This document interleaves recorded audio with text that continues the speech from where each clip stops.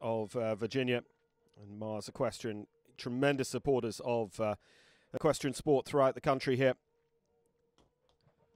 And Matthias, a Grand Prix winner in a couple locations this season, Loudon, Virginia, down in Venice, Florida. He took those victories aboard another of his, of course, more established mounts, Veneta. And he was also a winner on our opening day last week during the two-star here in Columbus.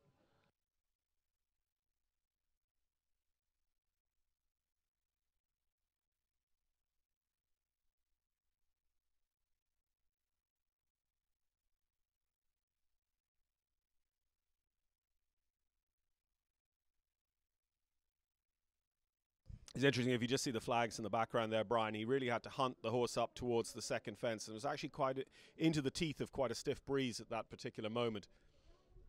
It was backing off a little bit on him there, going into the lamp stubble as well. But again, just like you mentioned, only a 7-year-old horse, so you know, definitely one stepping up through the height levels here on its way to international grades. And that island, the Longines Island, actually adds a little bit of interest as you come around from fence number 3 to 4. It almost makes a little bit of a blind turn unless you cut it real wide. They just cut down on the back bar there, so just 4 faults with the final line to go for Matthias. And trouble on the clock as well.